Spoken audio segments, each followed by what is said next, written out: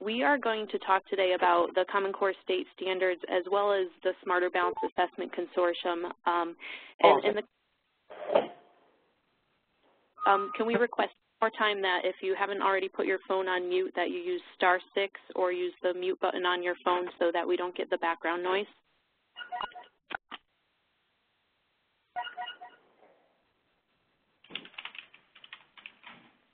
So one of the first things you learn when you take one of these jobs is that the Common Core State Standards have a lot to do with preparing students for jobs that probably don't already exist. And so a lot of us have had to get used to these WebEx presentations and doing things over the phone and viewing things online, which is a skill that I'm sure many of us that do this for a living weren't prepared to do back when we were in school. So it certainly is a new world that we're preparing our students for.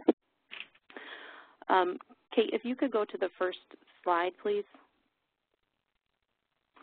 So I just want to give an overview of the Smarter Balanced Assessment System for those of you who haven't had the luxury of going to one of these presentations. I like to emphasize right up front that what Smarter Balanced is doing is building an assessment system. We are not building a summative test. So there are many ways to support students in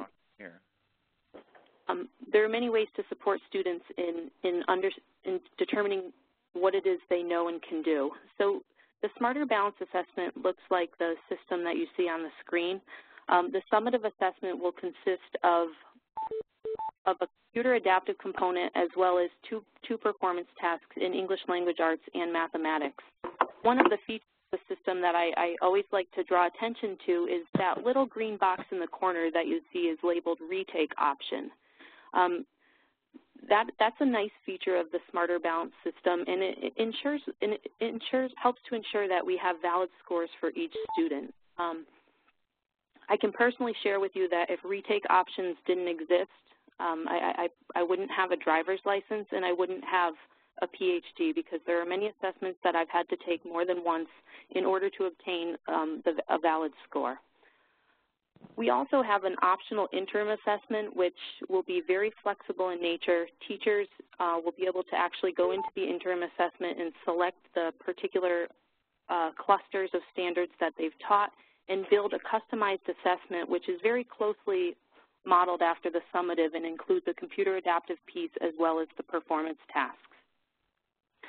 And the final feature that I want to show you of the system is that we do have this digital clearinghouse which is being constructed. So that will contain formative tools and things that really can help you at the classroom level to determine more individualized information about what it is that students know and can do. So that particular feature of the system will host many of the tools that will directly impact what happens from day to day in the classroom. The next slide, please, Kate. Here's the slide. So if you've just joined, I want to request one more time that if you haven't done so already, that you put your phone on mute using the *6 function. We do have a very large group today. So I'd like to start with two examples that I often use to demonstrate some of the differences between summative assessment and classroom assessment. So I'm going to give everybody a moment to read over the high school and the elementary example.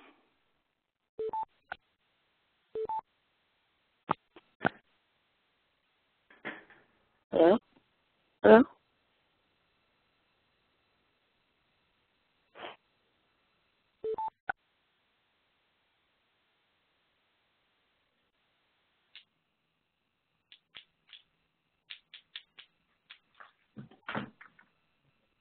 So one of the things that I like to draw people's attention to is that I use these examples, I use them kind of as a joke to show that, you know, these are two Smarter Balanced sample items, and obviously the second one, draw all lines of symmetry in the figure below, that would be a terrible summative assessment item.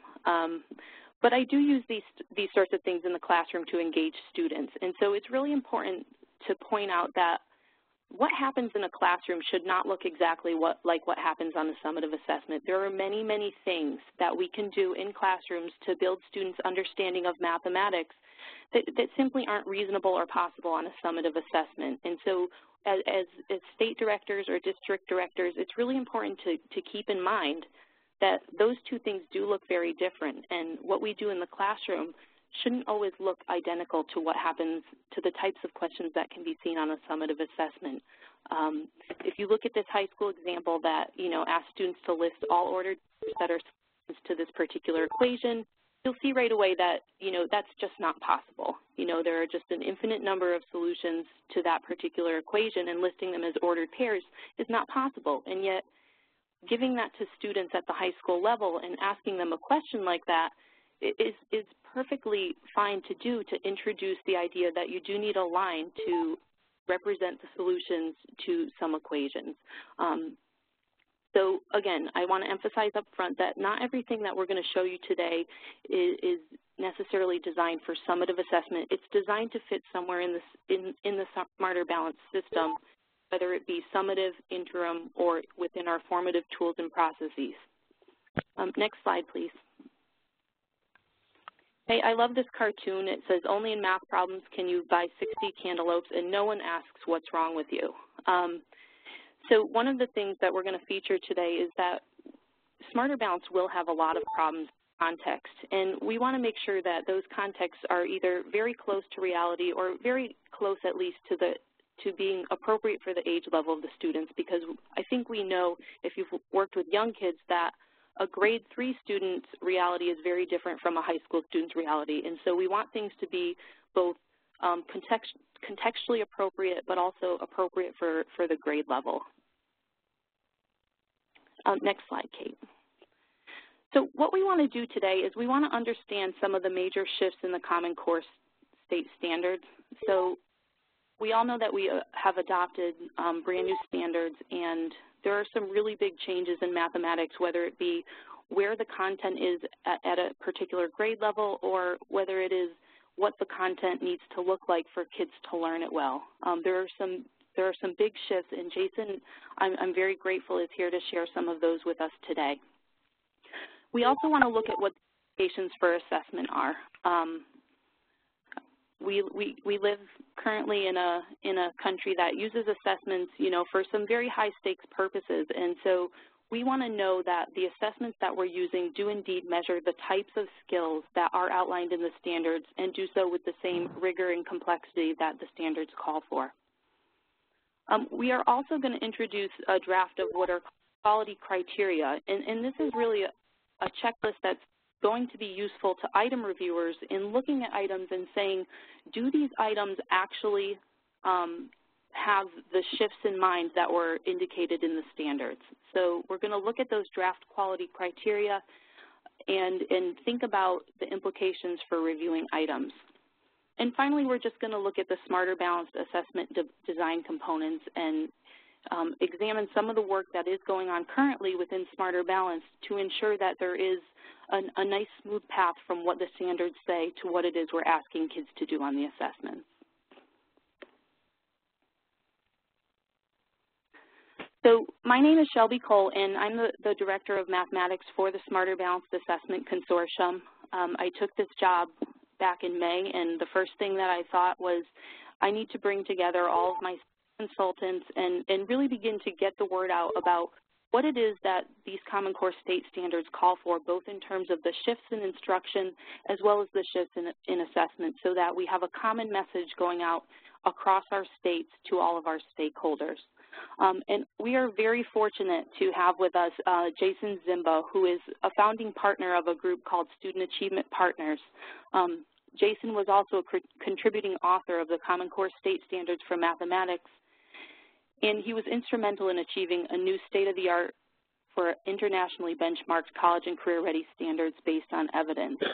Student Achievement Partners is a nonprofit organization that assembles educators and researchers to design actions based on evidence that will substantially improve student achievement.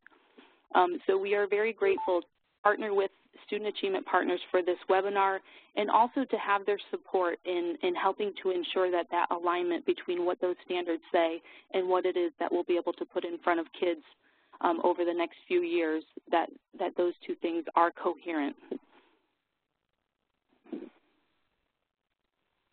So today's agenda, we're going to spend the first half hour approximately just looking at the key shifts, and Jason is going to take us through some of those shifts in the Common Core state standards to help us ensure that we do have a common message going out across smarter balanced states for what these standards mean in terms of instruction as well as assessment. The next 45 minutes, we'll look at implications for assessment. So Student Achievement Partners has put together several materials, actually, that they shared a few months ago with contractors who build assessments, and we've asked that they come and share those with us as well so that we're all looking at lens.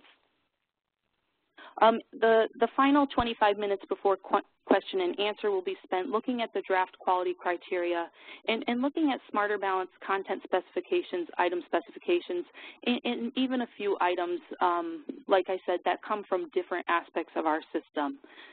So with that, I would love to turn the presentation over to Jason and let him begin with his shifts in the standards.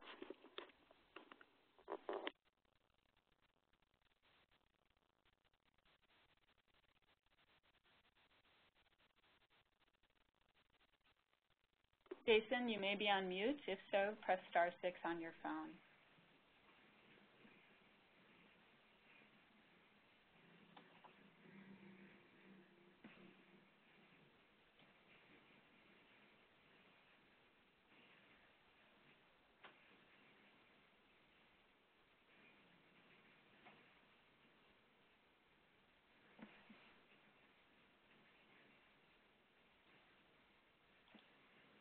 Did we lose Jason, Kate? Yes, he may still be on mute.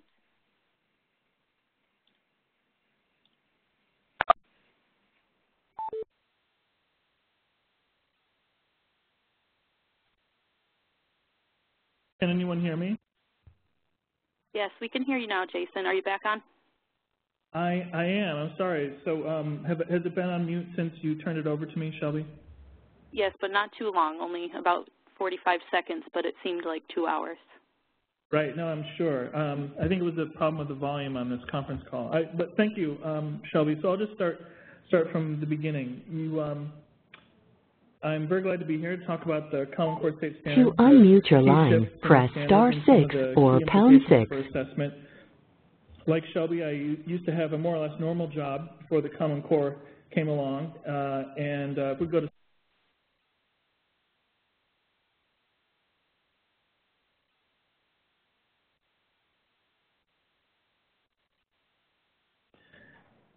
the Common Core initiative came along a few years back now, quite a few years back now, initiated by the states who wanted college and career-ready standards based for the first time really substantially on research and evidence, and that would, as a result of that focus on research and evidence, be focused, coherent, and rigorous.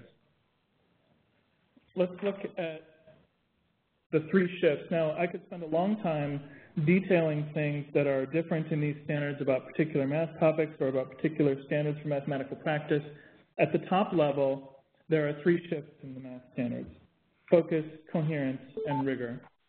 The standards ask us to focus strongly where they focus. We'll look at each of these shifts in detail.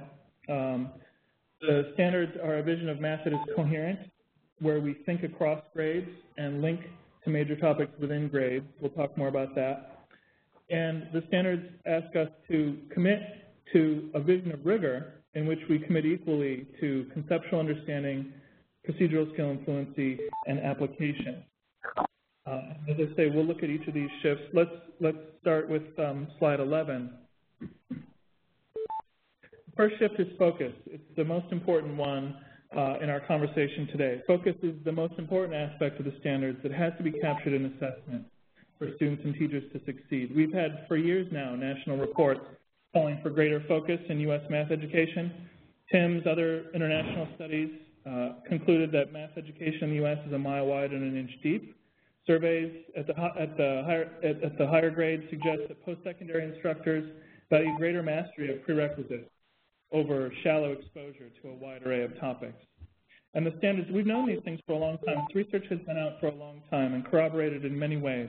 The standards finally act on this information by emphasizing a significantly smaller scope of content in each grade so that students more deeply experience that which remains. And new research holds out promise of higher achievement if we hold to the design of the standards. There's a study coming out by Bill Schmidt, former U.S. director of the TIMS study, that showed that states whose previous standards more resembled the Common Core tended to have higher NAEP scores. And there are other ways in which we can talk about corroborating evidence for the focus in the standards. But the key is that when we make the transition to assessment, the focus of the standards has to be reflected in the focus of the assessment. I mentioned, can we see slide 13, please? I mentioned the TIMS study. Many people have seen this picture or pictures like it. On the left is a picture of the shape of math in the so-called A+ countries. And there are no detailed labels here because I want to emphasize the shape and the difference in the shape. Going down the left, we essentially have math topics, fractions, percent, similarity, congruent. And going across the horizontal, we have grades, 1 through 8.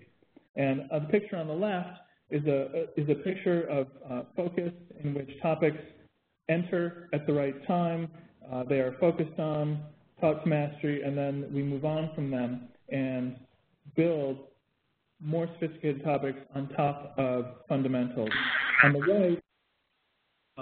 the right are topics, was a picture at this time of what math education looked like in the U.S., in which the only principle that seems to be operating is to teach everything at any grade that possibly can be taught, as well as some things that can't.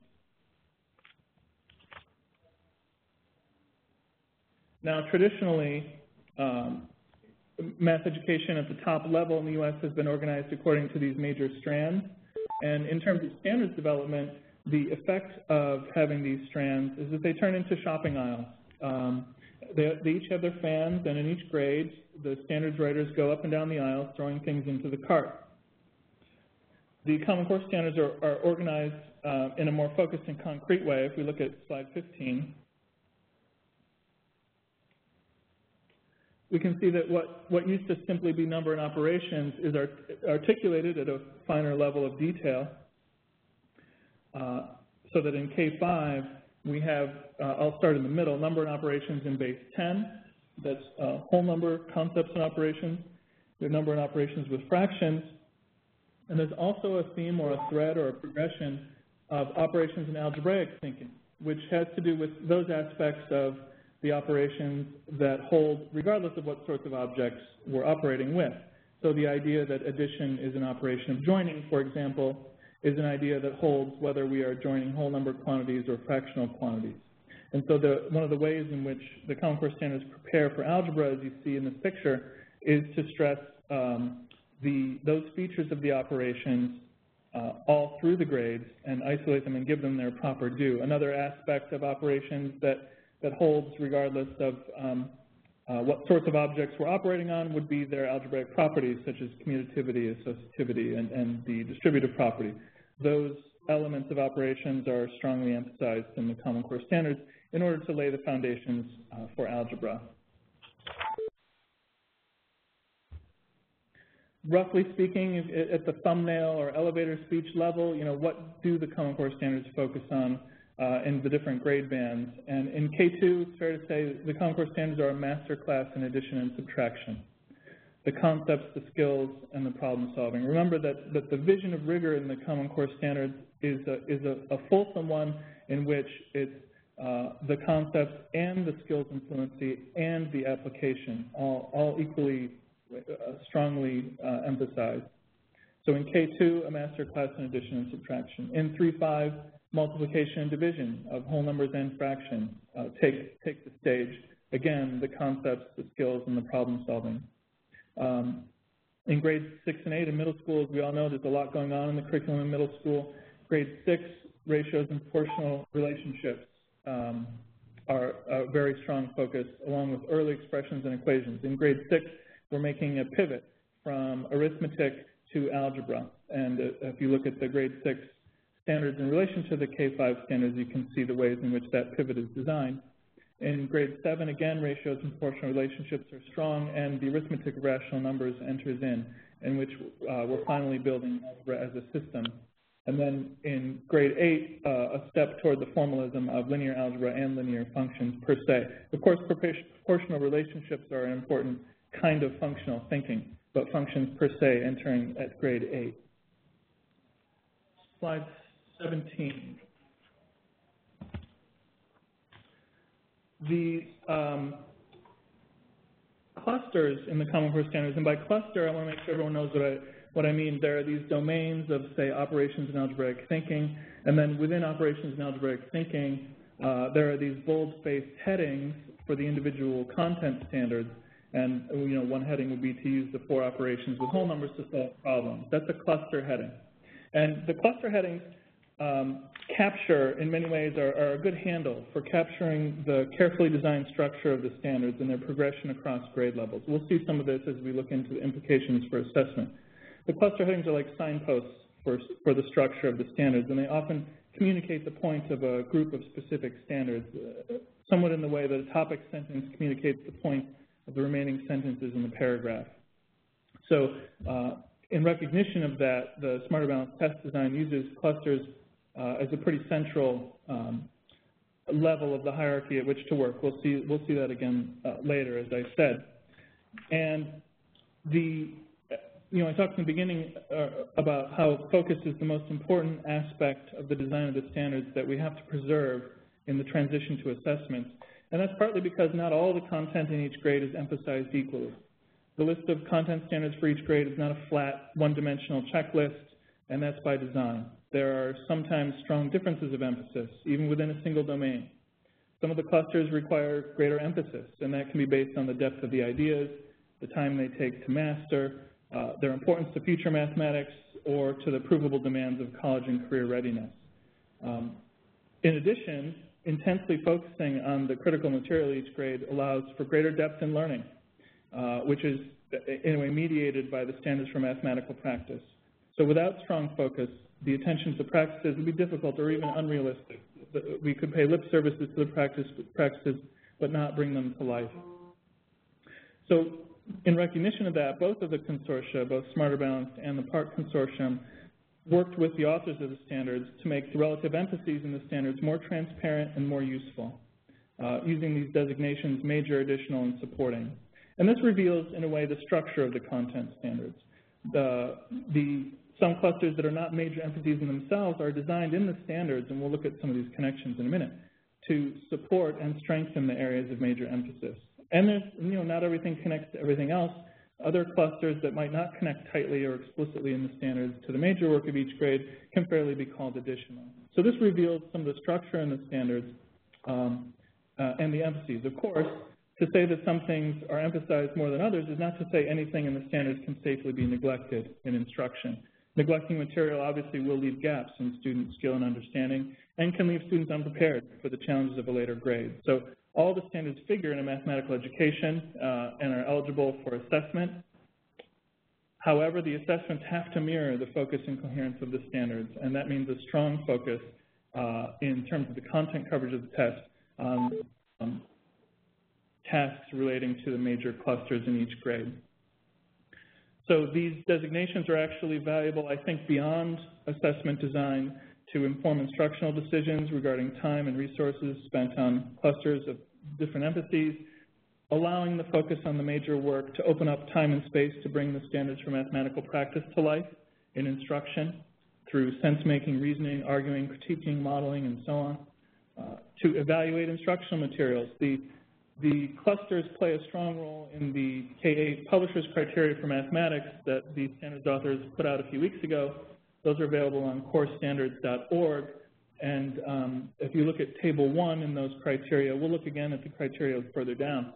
If you look at Table 1 in those criteria, you will see a subset of the major clusters form an important progression from K through 8 toward algebra. So I recommend folks look at that, and we'll look at some excerpts from those publishers' criteria down. And of course, setting priorities for other implementation efforts can take these emphases into account: staff development, new curriculum development, revision of existing formative or summative testing at the state or district or school level. And so the nice thing about these emphases is that it's not the assessment driving everything, it's the standards driving everything, and it's the assessment reflecting the focus and coherence of the standards. Let's look at slide 18.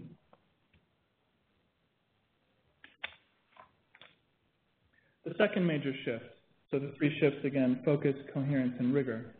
The second major shift really has two parts: a longitudinal coherence that says we think about grades, think across grades, and a horizontal coherence that says we link to the major topics within grades. And we'll look at some examples. In a way, coherence is really the idea that math should make sense, and the standards are designed to make that sense-making possible. Focus being a precondition for this work, but focus by itself not being enough. So we have to pay attention to the coherence as well. Let's look at slide 19. So I said there were two flavors of coherence, the longitudinal and the horizontal. The thinking across grades, an example of a clear progression in the standards is the progression around fractions. And there's just a quote here from the National Math Panel.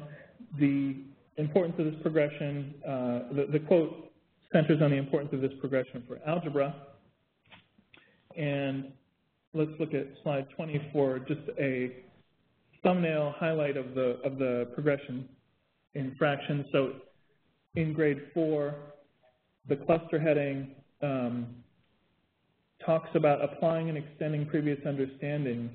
And in grade 4, we're multiplying a fraction by a whole number. This is, as it were, a kind of a baby step from multiplication of a whole number by a whole number. In grade 5, this grows into multiplying a fraction or a whole number by a fraction. Also in grade 5, we're picking up some special cases, simple cases of division, unit fractions by whole numbers by unit fractions. And then in grade 6, the multiplication and division thread comes to fruition with quotients of fractions. So there are these small steps, and this is an example of one of the ways in which the standards are not so much assembled out of topics, but woven out of progressions. One of the resources that we'll show on a later slide are some narratives of some of these important progressions that are available through the Institute for Math and Education at the University of Arizona from another one of the standards authors, Bill McCallum. Another thumbnail, 21, please, of coherence. Some staircases to algebra designed into the operations and algebraic thinking domain. When you see the hard copy of this or the electronic copy of this, you can read the fine print. These are captures from the standards in which, from grade 1 on, we see the emphasis on properties of operations. As early as grade 1, the properties of operations are present. Students don't need to use the words for them, but they're present, and they're present as strategies to add and subtract. So if I know 8 plus 3 is 11, then I know 3 plus 8 is 11 as well. In grade 3, in a kind of a refrain, a coherent echo of this, properties of operations are strategies to multiply and divide. In grade 5, there's an important pivot toward algebraic thinking in which expressions are not just instructions to get an answer, but they record calculations with numbers and are numbers themselves. And then in grade 6, this evolves into really algebra proper, in which we apply the properties of operations, again, as strategies to generate equivalent expressions. This would be, I think, the staircase to formal algebra has its roots in the early grades. And in this way, arithmetic in the Common Core Standards is a thinking, not just a life skill, it's a life skill and a thinking subject and a kind of a rehearsal for algebra. So those are some examples of the longitudinal or vertical aspects of coherence. one example of horizontal coherence. Coherence at a grade is about making connections, and one of the most important kinds of connections that can be made is to link to the major work of the grade. So in grade 3, we have a standard that is about scaled picture graphs and scaled bar graphs, and this is not in one of the major clusters. It's not a major emphasis in grade 3, but it is meant to support the major work of grade 3, which is really multiplication and division. And we see that in this standard, which is nominally, quote unquote, about bar graphs, an explicit expectation to solve word problems using information presented in scaled bar graphs. So the standard is written in such a way as to point itself back toward the major work of the grade. So linking to the major work of the grade is an important way to preserve the coherence of the grade. It's not an accident that scaled, that in going from grade 2 to grade 3, the standards go from unscaled bar graphs to scaled bar graphs, because of course to interpret the numbers being represented in a scaled bar graph, you have to multiply. So those were two flavors of coherence, the vertical and the horizontal, as it were, and the importance of linking to major work. So that, for example, we don't deluge students with bar graph problem after bar graph problem in which they're making the bar graphs, and we always make sure that there is some work going on with multiplying and or dividing and or adding, subtracting to solve word problems, and use them as an occasion for problem solving.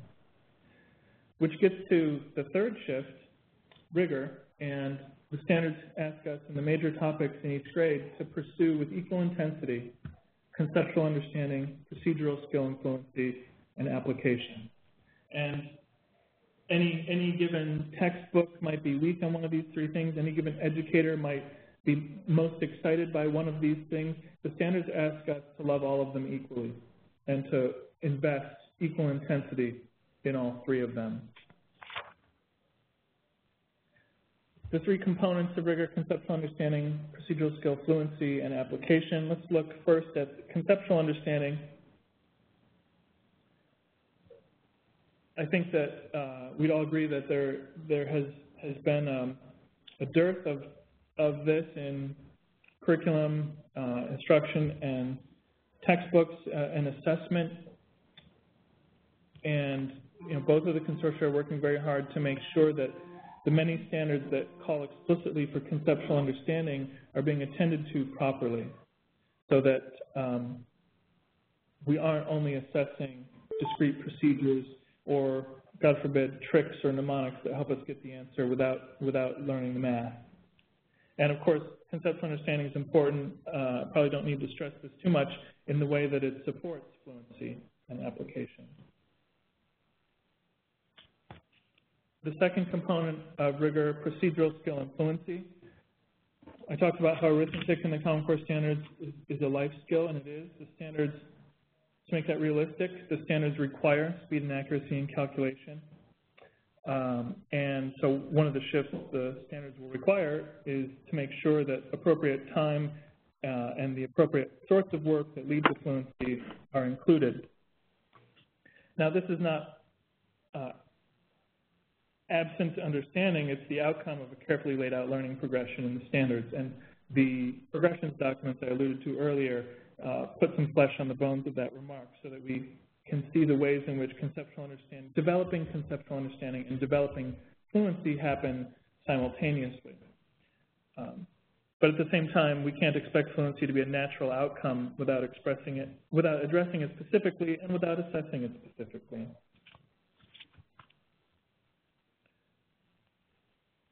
In particular, in each grade, there are one or two required fluencies, and these are this word fluently was used judiciously in the standards to mark these milestones of developing competency.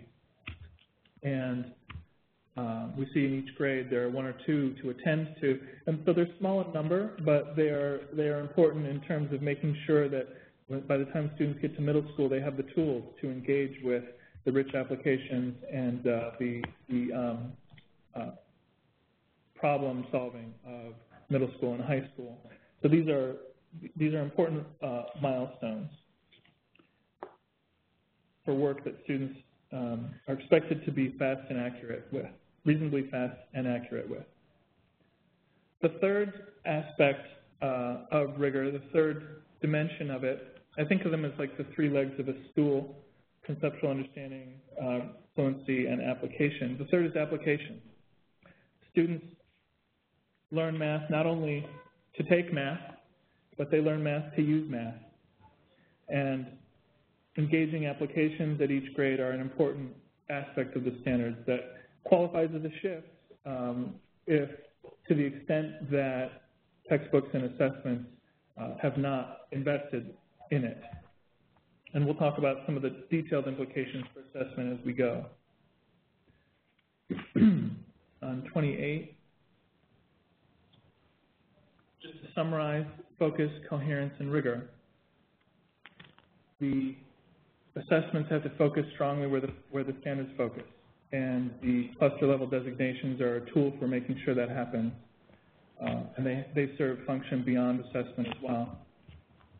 Coherence, that the tasks are sensitive to the progressions in the standards and recognize the links between supporting work and major work. And a level of rigor in which there is an appropriate balance of conceptual understanding, procedural skill, fluency, and application. On 29 are some helpful resources. Student Human Partners, the organization that I co-founded. Our website is achievethecore.org. There are resources and news there.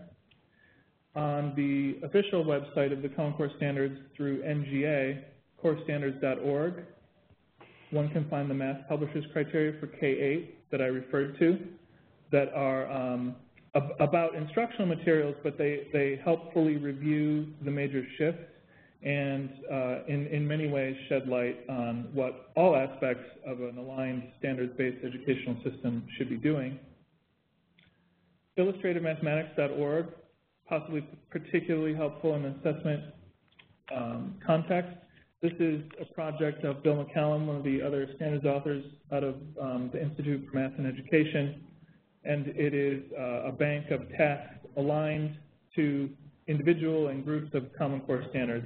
I invite you to browse through that. PTA, with the help of myself and Sue Pimentel, one of the writers of literacy standards, designed parent reports that can help apprise parents of this development and also give them some concrete ways of engaging with the content of the standards. Bill McCallum runs a blog, Common Core Tools, which is a kind of a clearinghouse of news, which says, hey, you know, I heard somebody's doing this and somebody else is doing that. So I subscribe to it. Obviously, corestandards.org, which is the NGA website for the standards proper, has many more assets besides the math publishers criteria that I mentioned. And of course, as we'll see at the end, Shelbi will link to Smarter Balance, which has a number of resources specific to the consortium. Now, I saw a question come in just as a way of transitioning to the implications for assessment, specific implications for assessment. A question came in about major supporting and additional designations being a creation of Smarter Balance only. They are not. As I was saying, both of the consortia work with the standards authors to be as a tool for ensuring that the assessments preserve the focus and coherence of the standards in translating them into assessment. So those are across both consortia. There are possibly a couple of designations that might differ on the details. You can see those differences if you look at the publisher's criteria for math. Table 1 highlights, I think there are two slightly different designations. Okay.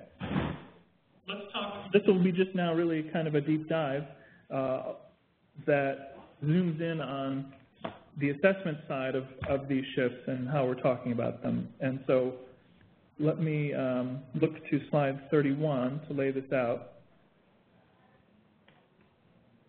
Thank you for the question, by the way. And if I finish early, that's to the good. That means we'll get more questions at the end. some of the structural features of the standards that I alluded to in the large have implications for assessment. So it's not a flat list.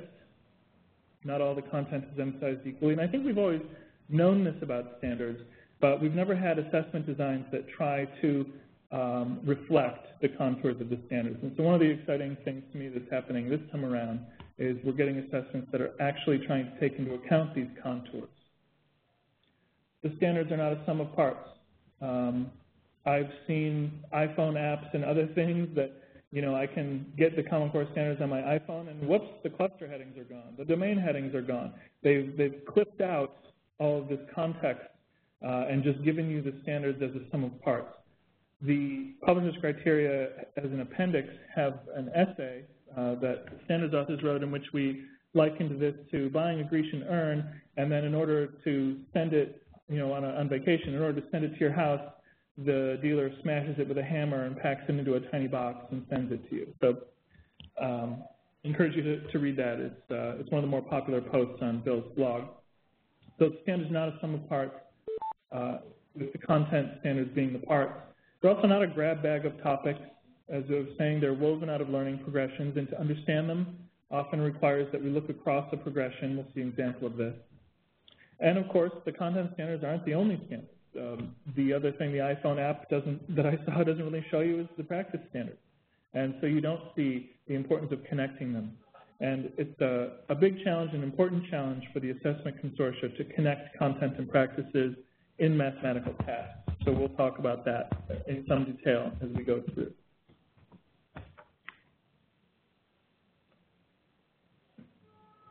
So we'll have 4 topics, generally speaking. The first is what it is like to assess an individual content standard, right? This is the easy thing, supposedly. This is what we've been doing all along. We assess an individual content standard or even a part of a standard. And that will continue, and that should continue, and that must continue. We're going to talk about how tasks can be better and more closely aligned to standards by thinking about the larger context of the standard. What does the cluster say? What is the domain all about? What is this grade all about? What do the neighboring grades have to say? Then we'll talk about assessing at those higher levels. What does a task look like that actually requires you to synthesize all the skills in a domain or several skills in a grade?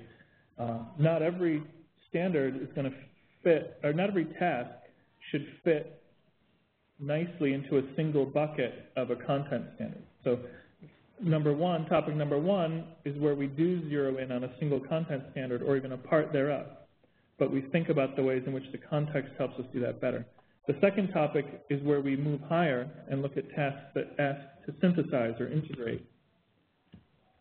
Third, we'll talk about some potential benefits and potential risks of technology in assessment. Both of the consortia investing heavily in technology raises interesting issues about mathematics and the assessment of it. And finally, we'll spend some good time on connecting mathematical practice standards and the content standards. So on slide 33, Shelbi had a warm-up. So here's just a warm-up, talking now about our first topic, assessing an individual content standard or a part of it. So looking at standard 7G4, it says know the formulas for area, circumference of a circle and use them to solve problems. And then there's more after the semicolon that we'll see is not part of this task. So the task, circular field with diameter 100 meters is planted with soybeans. How many square meters are planted with soybeans? A hypothetical example. And then you can see the formula sheet. Well, the formula sheet gives you the area of a circle with radius r. The standard says to know that formula. That is how the standard reads. That is the expectation that it's set.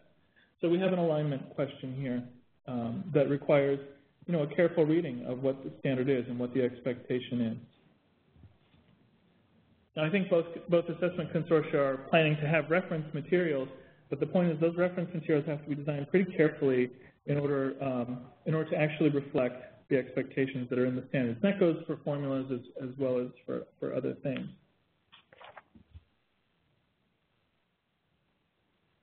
Now, another thing you'll notice about this problem is it doesn't do anything about the part that comes after the semicolon.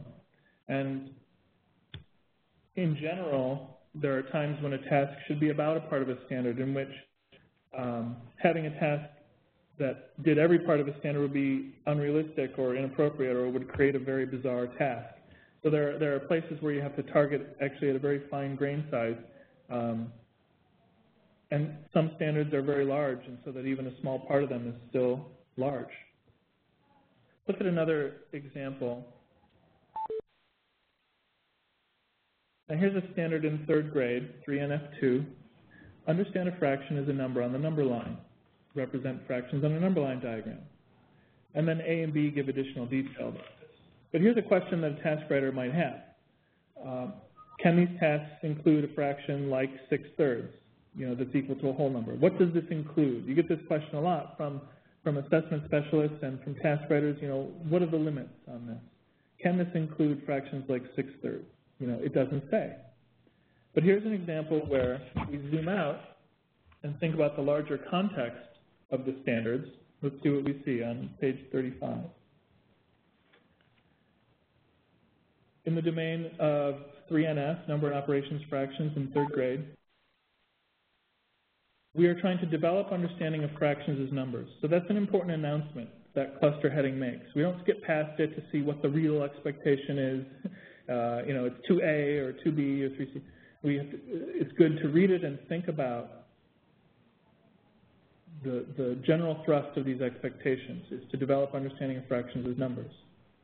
Then we see this standard, number 2, that our question is about. And then we look a little further down, 3C in this domain asks us to express whole numbers as fractions and recognize fractions that are equivalent to whole numbers. So the equality of 3 and 3/1, the equality of 6/1 and 6, the recognition that 4/4 and 1 are the same number. We can see that it looked at holistically at this level.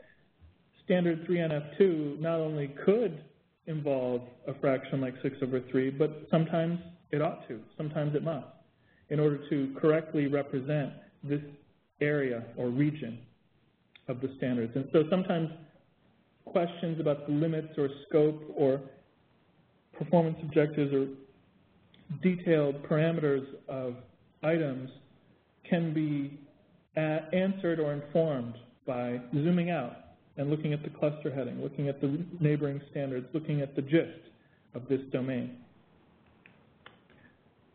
This is, as it were, kind of a horizontal example where we zoom out to the grade. Let's look on 36. This is sort of pop quiz territory. So here's a task: locate -5 on the number line. And a question: what grade level is this task in this form? A subsidiary question that this raises that we'll also answer is, what does -5 mean in the Common Core standards? But first of all, let's just focus on what grade level would this be. So this is a case where we have to look at neighboring grade levels. So on 37, some relevant standards from the number system domain in grades 6 and 7. And reading these standards, you see that they portray or position this body of content in mathematics in a certain way, so that opposite signs of numbers indicate locations on opposite sides of 0 on the number line. That, as it were, sets out the meaning of the negative sign. And if negation is an act of reflection almost across the 0, then we can recognize that the opposite of number is the number itself, because the double reflection gets you back where you started. So the reasoning that -3 equals 3, or the reasoning that -5 equals 5, is 6th grade reasoning. Now, one might have thought naively like grade 7, because it's in grade 7 that we're multiplying negative numbers, and is that therefore -5, if we think of that as -1 times -5, then this is a 7th grade task. And it is in 7th grade that we come to realize that -5 is -1 times -5, but it's in 6th grade that the concept of the negative sign and its meaning is introduced. So having a confident sense of the progression of things across the grade can help us more confidently align tasks. And to sum that up on 38, many or most of the content standards are steps or stages along a progression of learning, and these progressions are context for alignment questions.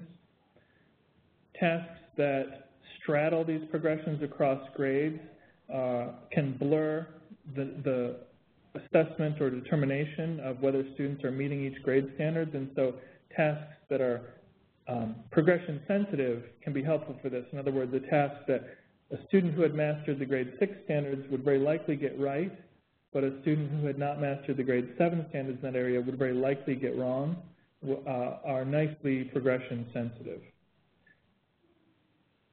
Of course, we know teachers are going to respond to the tasks that are on the assessment, and we obviously would like for their instruction and their curricula and their assessment to be well aligned. The link to the progressions is here. It's also on the previous resource pages, I think, unless we missed it, but otherwise it's here.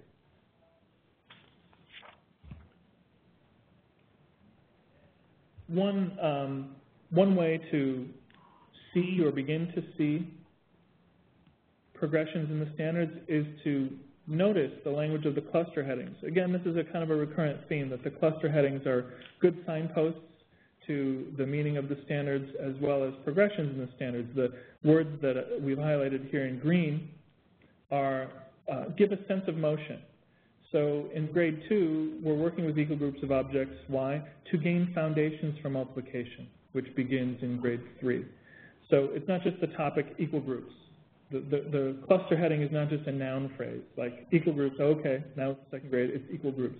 The cluster actually communicates where this is heading.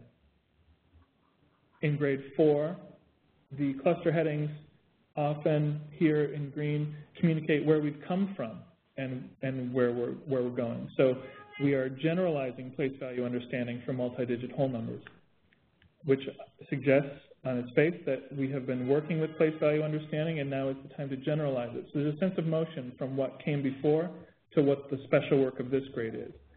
You see a lot of these apply and extend previous understandings.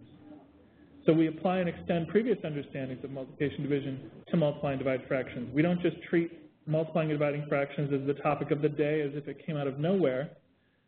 We stress the things about multiplication and division that are true whether we're talking about whole numbers or fractions, such as the idea that division is an unknown factor multiplication problem. It's a very important idea for bootstrapping our way from whole number arithmetic to fraction arithmetic. Likewise, the pivot to algebra that I talked about, we're applying and extending previous understandings of arithmetic now to algebraic expression. So some of these cluster headings give a sense of from, to, and where we're going. And the way in which the consortia have used the cluster headings to show the emphases in the standards helps them simultaneously respect the coherence of the standards.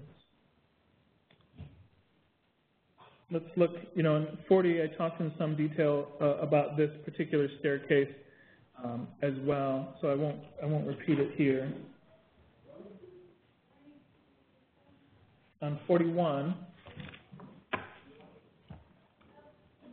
this brings us to the second topic. So just to repeat, what we were talking about just now were tests that operate at a very fine grain size. They're about one particular standard or even one part of one particular standard. And yet, in order to work better with them, it helps to have an understanding of the context of the standard.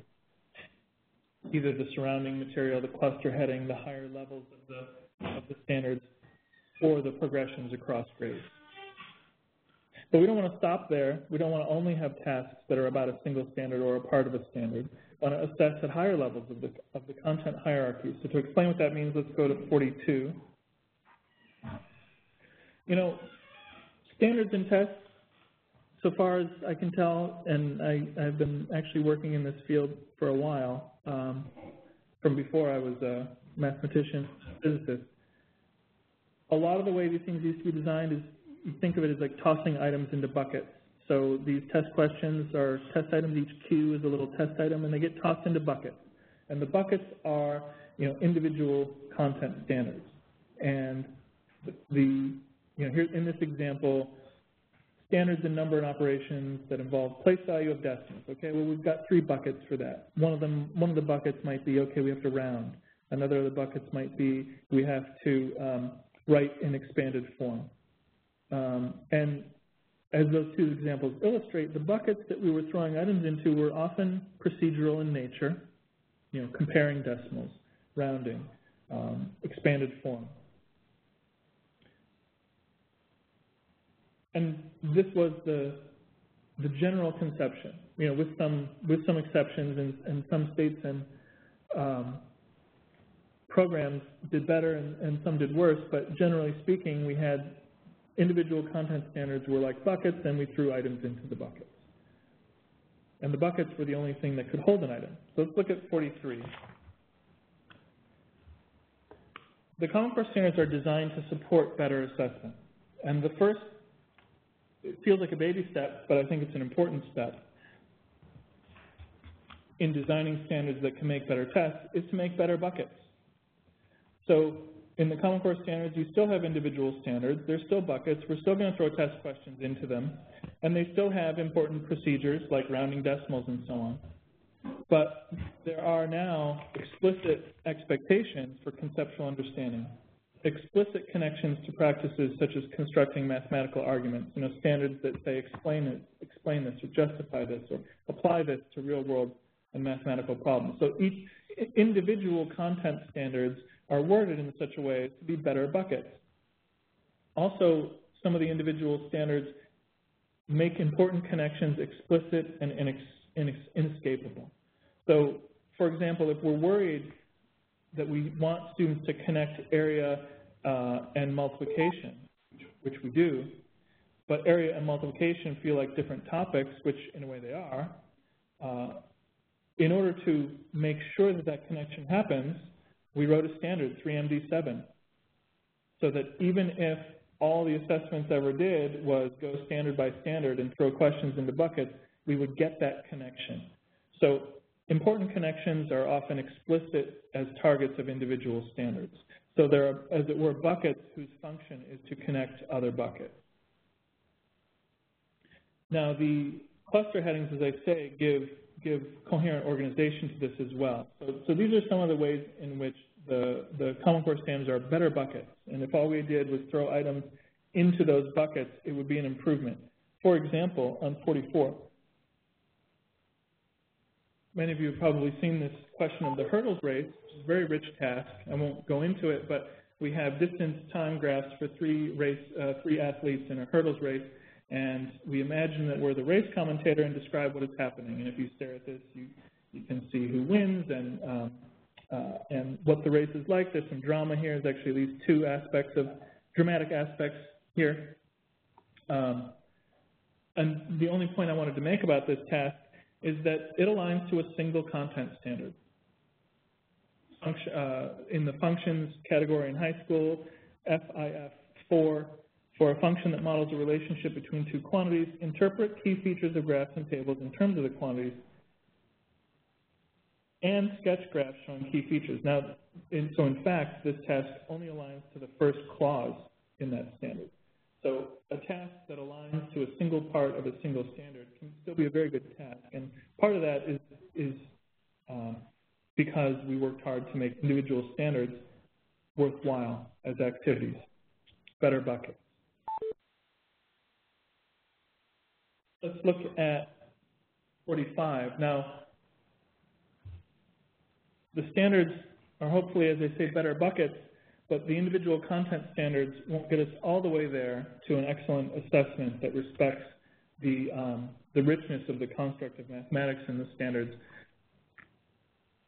Both of the assessment consortia are working on having tasks that don't fit neatly into a single standard. So I'm looking at the last two buckets here. There's one that says 5NBT.A, and that's a shorthand which refers to the first cluster heading in that domain. And that is a bucket in which a question can go in that doesn't necessarily fit in any of the individual standards within that cluster, but actually requires a synthesis of those skills so that we don't always shatter mathematics into its component parts, but where appropriate, put those skills together. And so 5NBTA, you might think of it, or you might just call it a cluster level task. 5NBT is the domain. So that would be a task that requires integration of knowledge and skills across several clusters. And so again, where appropriate, some of the item development should take place at the cluster level and at the domain level to allow some synthesis of skills. Now, a common place where this should be happening in number and operations in base 10, often the first cluster is about understanding concepts of place value, and then the second cluster is about using understanding of place value to perform operations. And obviously, we want students to be able to put those two things together. So there are occasions where it is important to have tasks that operate directly at the cluster heading, target that, or operate directly at the domain level to join clusters. Not everything has to be connected. Not everything is naturally connected. There are good opportunities to do this. It is not the case that every random combination of standards is worth assessing or even possible to assess.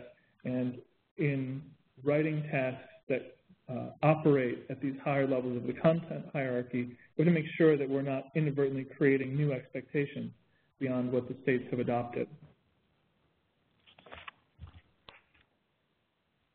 And so that is really the point of 46,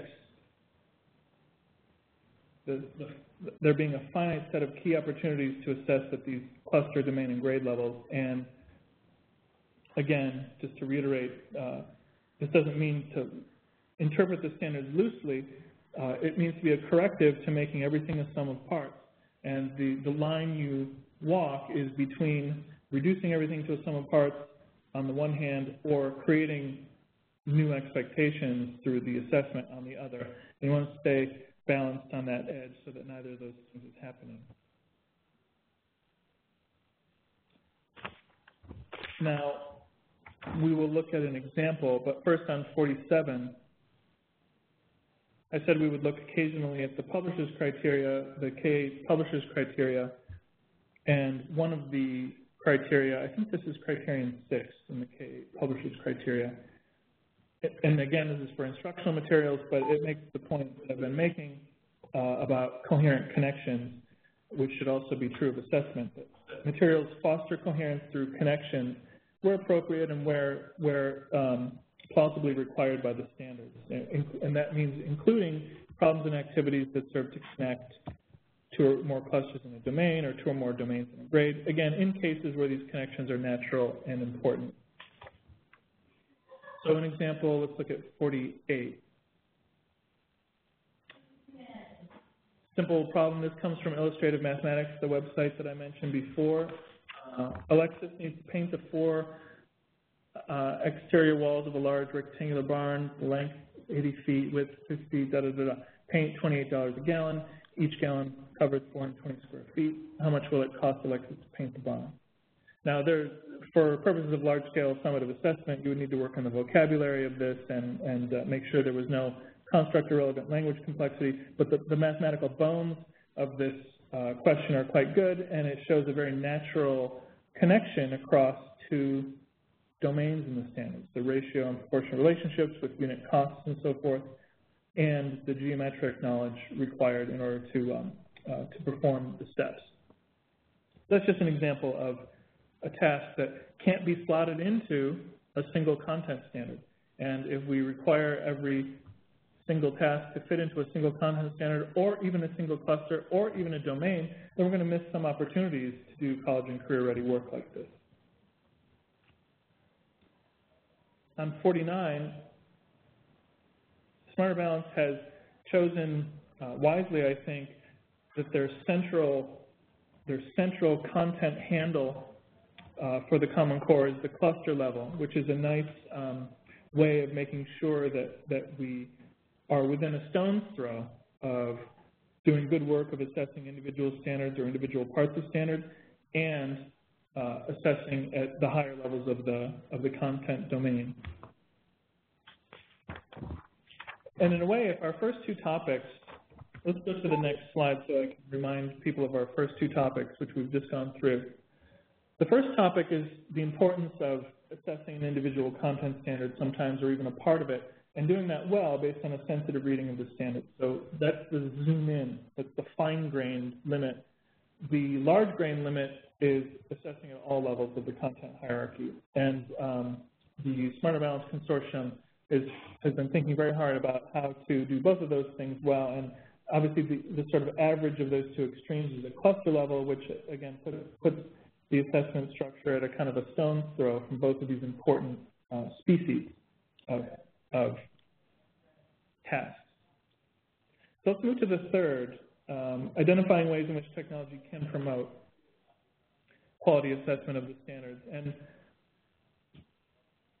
one of the most important things, it seems to me, that technology can do is to minimize pitfalls of traditional multiple choice questions. I think everybody's hoping that we will see the consortia do good work there. And we'll look at a special case of fluency assessment. But let's go to 51.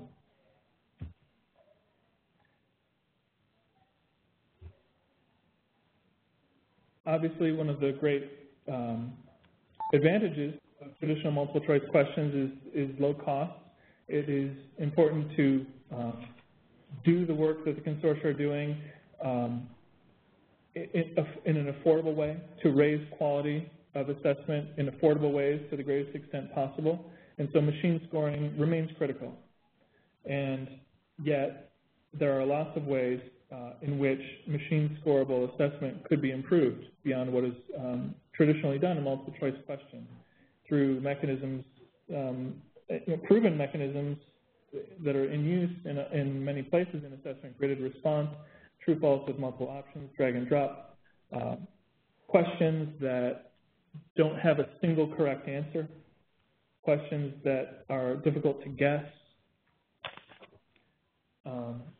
questions that are broken into parts so that a task can build in complexity and give students a way into it and still be machine scoreable and offer partial credit while still being machine scoreable. There are a lot of potential upsides to machine scoreable tasks that improve upon the drawbacks of traditional multiple choice. One of those drawbacks, being the availability, generally speaking, of guess and check strategies, elimination strategies, which is an artificiality from the standpoint of mathematics. I mean, there aren't that many opportunities in authentic mathematics to eliminate choices, and yet it is the dominant strategy in a way for traditional multiple choice questions. So there are a lot of improvements that are possible with technology. If we look, and I would say also, I think we can see some huge improvements in the mathematical quality of assessment with some marginal upgrades in the technology of assessment.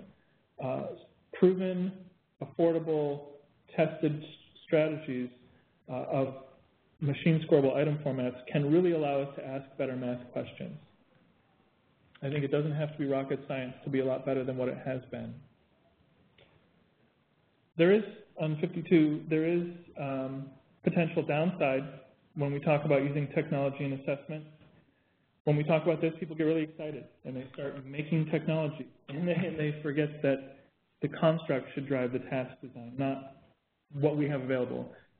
Technology for technology's sake is one of the risks, or when all you have is a hammer, everything looks like a nail, is another way to put it. Well, we can show pictures of things, so let's show lots of pictures of things. And what that can do, if we look at the second bullet, that can lead to overuse or overemphasis on technology-friendly content. So an example of this, technology, the visual aspects of it are obviously excellent for transformational geometry, say, or geometry in general. So we get excited about that. But in early grades, the Common Core standards don't emphasize geometry. And so if we let technology lead the way, then we end up distorting the mathematics in the standards. And so the challenge, and we'll see an example, is to consider how technology can support the focus of the standards and not dilute it. There's, for example, if we're thinking about fractions in grade 3, with technology and on a computer screen or a touch screen, it's easy to imagine engaging pictures of fractions. But in third grade, remember the cluster heading, develop understanding of fractions as numbers. And the number line is an important part of that. So as exciting as it is to show area models and maybe even click or drag area models, technology needs to find a way to get fractions as numbers into there and do that better. So think about ways that technology can support focus and not dilute it. Third point, important point, innovative should not be taken to equal more difficult. Yes, technology can allow a lot of sophisticated tasks, but many tasks on assessments have to give kids credit for learning the simple basics of the grade. And there is obviously a need or a risk whenever we're doing something new to do the tryouts necessary to make sure that the technology is adding value and not actually distracting. Now, if we look at 53, one small example of what technology can allow and what new formats can allow is assessing fluency, which is a special case of assessing an individual content standard because these expectations are explicit as particular content standards. And technology can help us here assess the full range of the standards.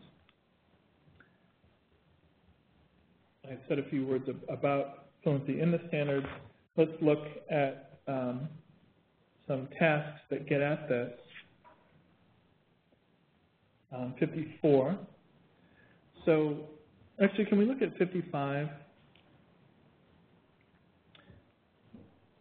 So here we have a task that instead of just asking us, 48 divided by what equals 6, and leaving it at that, and then having 4 choices, which one is it, so that if you're not too clear on the division, you can do the multiplication and check it each time. This task puts a premium on fluency, on getting through these things relatively quickly. It's hard to guess because there are a number of choices here. If there was a 1D, it'd be even harder to guess, twice as hard to guess. And looking at this, we can see that it is a virtue in doing this task to know the single-digit products from memory so that we can find those related quotients. And the expectation by the end of third grade is to know single-digit products from memory and fluently multiply and divide within the multiplication table. And this one, and now could we please back up to 54? These both, by having a kind of run of these problems, we see that there's a virtue in being able to do the things quickly, but there doesn't have to necessarily be a ticking clock to assess fluency. If fluency is valuable towards success at this task, then that is assessing fluency. It doesn't actually have to have a ticking time bomb to explode in your face if you don't get through all of the times table questions in time. And so again, some of these formats that go beyond simple traditional multiple choice can also be leveraged to assess an individual content standard, in this case a fluency standard. And of course, it is also possible to do much fancier things with technology around fluency, making a game, for example, of the kind that students actually see in classrooms when they work on fluency. Now, if we look, could we go ahead to a lot of what we've been talking about in the Smarter Balanced Assessment Design has to do with Claim 1 in the evidence-centered design. The claim that the consortium would like to make about students is that they are fluent with concepts and procedures. And the fluency aspect of that claim is here. This is a quote from the Smarter Balanced Content Specifications. So that is just to tie these tasks that we've been looking at together with the Smarter Balanced Assessment Design. Let's move to 57 and talk about connecting practice standards and content standards, which is an important challenge. If we look at the standards on slide 58, the standards issue this challenge front and center on page 8 in the introduction, the need to connect the mathematical practice standards to the mathematical content standards. And that is a responsibility for those who design curriculum, those who are working in professional development, and those like you who are designing assessments. Now, the standards don't give a lot of hints as to how practices and content can be connected, and there are a lot of pitfalls to doing this well. You know, you see kooky ideas like making a gigantic matrix, which is, you know, the 8 practices and the 300 standards, and so now we've got 2,400 things to worry about, some of which would not be worth worrying about. So connecting content and practices is a challenge, and if we look at slide 59, one of the ways in which the Smarter Balance Consortium is trying carefully to attend to the need to connect content and practices is through claims 2 through 4. And I'm sure the language of these claims is familiar to you. We're going to take these in order. We'll first talk about claim 3, and then we'll talk about claims 2 and 4 together for the sake of time. And there are a number of reasons why connecting content and practices is tricky, and some of those reasons are coming up, so let's look at 60. For one thing, practices combine easily. A single student behavior in a classroom can often be thought of as exhibiting many practices at once, and in a way there's no sense arguing about which practice was it. So if the content standards are not well thought of as a checklist, the practice standards are even less well thought of as a checklist.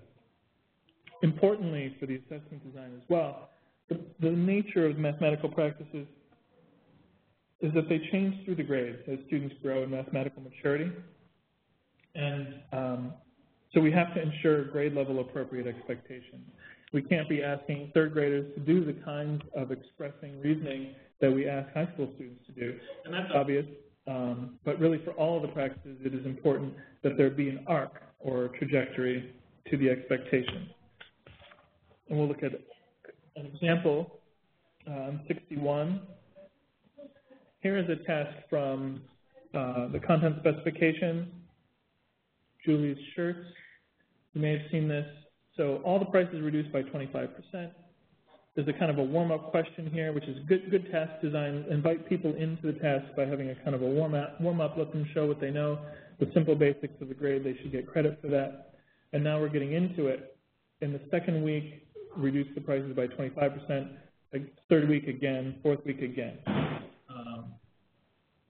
Prompt number 2, Julie thinks this will mean the prices are reduced to 0 because 4 reductions of 25% each is 100%. And explain why Julie is wrong. And then some follow-up questions. Not that our head is really into this. If Julie is able to buy her jacket after these 4, how much will she have to pay? Show the calculation. And then what is the net original price what is the net discount, as it were, after these 4? And what I wanted to talk about with this test is the many practices that are going on while we're working on it. One of the most obvious ways in which there are practices connected to content here is, first of all, the content is percentages, proportional relationships. This is a good task in that those are heavily emphasized topics and areas in the Common Core standards. But let's talk about the practices. One of the obvious practices at work here, or relevant here, is communicating mathematical reasoning. There's part 2, we have to explain why Julie is wrong. We have to erect a mathematical argument that shows why some wrong thinking is wrong. Mathematical practice 4, modeling, has some relevance here because we have a fairly complicated real-world situation that we have to wrestle into the language of mathematics. It's a well-posed situation. Some modeling tests are well-posed and some are less well-posed and require more assumptions. But even so, it's an intricate real-world situation that we have to mathematize ourselves here. There is a decision here depending on how this task is served up and under what circumstances, but in grade 7, Certainly, I would say there is a strategic question of whether we take advantage of a calculation aid, whether it's in the pocket or on the screen, to do this problem. Mathematical practice 6, attending to precision, comes into play where we show a calculation in prompt number 3, and we don't just scribble a bunch of numbers and then circle the final answer, but we, and I think it would be nice if the prompt said this, to lay out your calculation as a series of steps so that someone else could check it. That is one kind of precision that is valued in the Common Core standards, and possibly to the extent that this is a kind of a long problem, it may involve the perseverance aspect of mathematical practice number 1.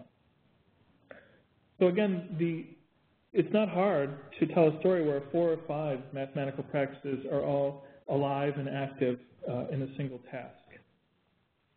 So we don't do the same kinds of bookkeeping on practices that we do on content.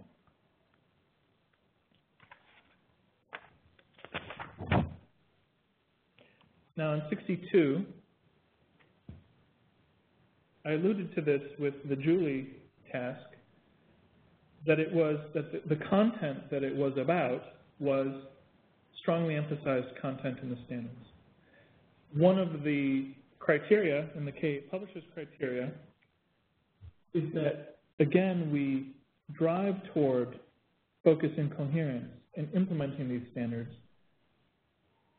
In this case, via the practice standards. The practice standards can be a vehicle for promoting focus and coherence. So we don't create this random matrix of content by practices and try to stuff something into every cell of that matrix, but we rather connect practice standards with content that is emphasized. And this creates a kind of an engine for doing content differently. So, for example, if we're talking about looking for and making use of structure, then there are good natural connections there to structural themes emphasized in the content standards. We talked about properties of operations and the way they grow from strategies for answer getting to strategies for generating expressions in algebra. Place value decompositions of numbers are a structural look at whole numbers, numerators and denominators of fractions, algebraic expressions, and so on. If it's looking for and expressing regularity in repeated reasoning, repetitive reasoning is not the topic, it's a tool with which to explore major topics. So in K5, explaining and looking for and explaining patterns in the 10 by 10 addition table, the 10 by 10 multiplication table. This column is the sum of these two columns. Why is that? That sheds light on the distributive property. So we're not studying these patterns for patterns' sake, but rather these patterns are a tool with which we're exploring the major topics, the properties of operation, the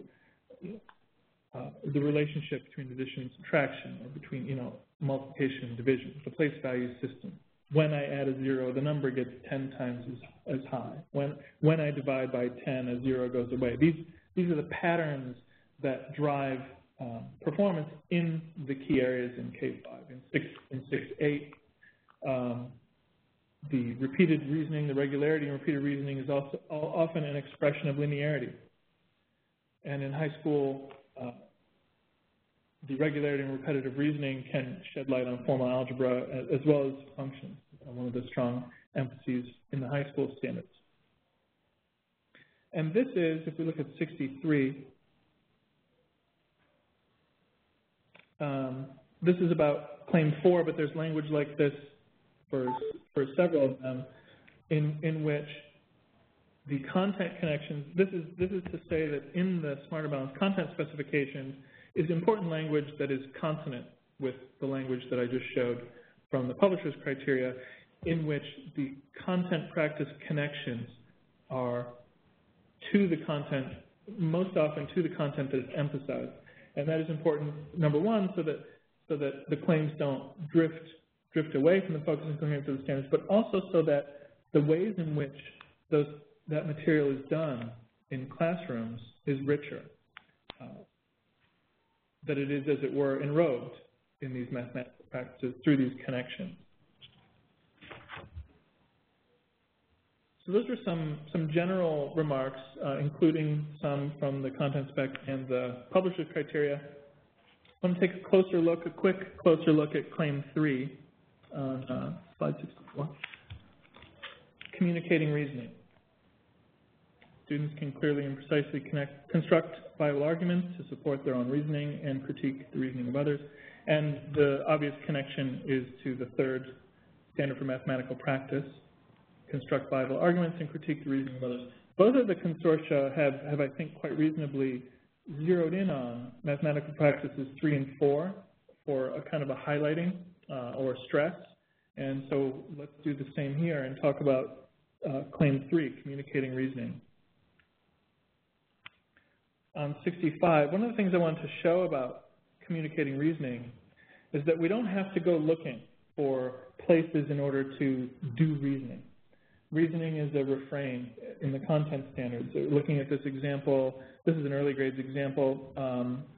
Again, the cluster heading gives the kind of key thought in which these individual standards are fleshing out, using place value understanding and properties of operations to add and subtract.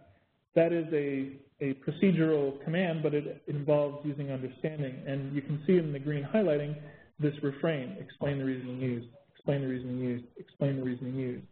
There are elsewhere generally such words as justifying a conclusion or proving a statement or explaining mathematics, deriving, assessing, illustrating, and analyzing. These are places in which the content standards themselves demand that we take part in communicating reasoning. And so the assessments, first and foremost, have to attend to these places to make sure that we are actually assessing the standards and the full range of the standards. And the implication of that for Claim 3, if we look on slide 66, tasks for Claim 3 generally have a fine grain size. You know, what the standards are asking for, they're not asking students to reason in some abstract way like a French Enlightenment figure. They're asking students to reason about X, where X is some key grade level mathematics, such as properties of operations or these other themes that are stressed in the standards, fractions as numbers. Students are expected to reason about X, and this is important, as I say, not only for measuring the full range of the standards as written, but for making sure that when we do variable expressions, we're actually doing it differently, that there's a reason we're spending more time on this, focusing on this, that we are doing it in a reasoning way.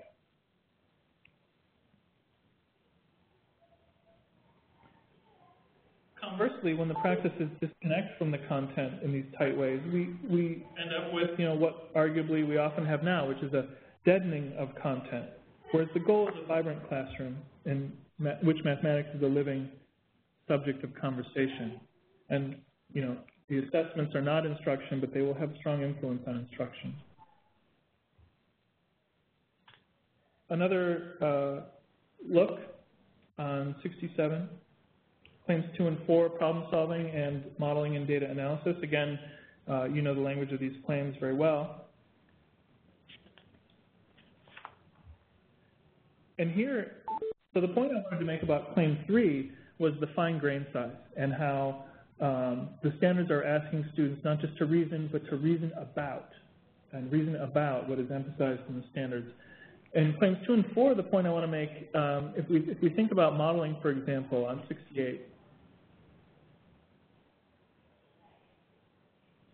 modeling is a mathematical practice, right? It's a standard for mathematical practice, MP4, and it's unique among the standards for mathematical practice, or almost unique, in that it's also a content category.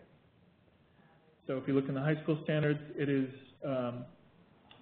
in the same font as algebra. It's in the same font as functions, same font as geometry in high school.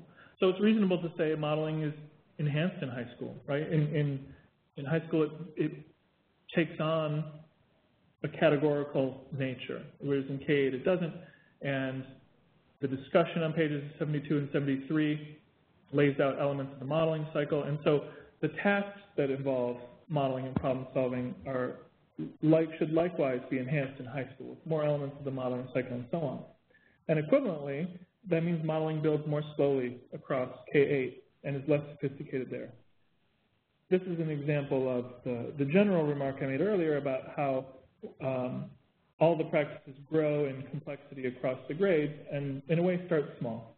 Tasks for the younger kids are, we want rich assessment tests, but one of the experts on the working group, what she always likes to tell me is tasks for the younger students should be a little bit rich. Let's look at how this might play out to some extent in modeling and problem-solving tasks. As we read down these bullet points, I want you to think about the ways in which the tasks are, each one of them could be made quite complicated, but in a way they grow in sophistication in an inevitable way. So one sort of family of tasks here would simply be a contextual word problem involving ideas currently at the forefront of the students developing mathematical knowledge. A two-step addition word problem, an addition word problem with an unknown change is itself a non-trivial modeling exercise for a student if it involves fractions as the given numbers, and the student who's doing it is only beginning to learn that fractions are numbers. Then we can also have, as a kind of a step up, a multi-step problem in which the problem isn't broken into steps. There's significant acts of autonomy. Autonomy is a word that, and autonomous are words that are prevalent in the Smarter Balanced content specification. So not breaking things into steps with subparts all the time, so that students have autonomy in how they approach the problem. As we move beyond to the third bullet and so on, we get into questions or tasks in which the student has to make assumptions of his or her own in order to mathematize the problem. Because real-world problems aren't always given to you as math problems. They don't have all the necessary data. Sometimes you need to pull a number out of your common knowledge or a reasonable estimate as an input to the calculation. And then you can do a calculation and mathematize. If all of our tasks make all the assumptions for the students, then we're not teaching our students how to make their own assumptions. And to be college and career ready, there needs to be some of that. That needs to be part of the math curriculum. Now, I've seen some questions have come in, but some of them are on the technical level of the task examples. And so why don't we can save those for the end or return to them. I think in view of the time, I should hand off to Shelbi for some general task considerations so that we don't get bogged down in particular task examples. But thank you for your attention to that rather long segment.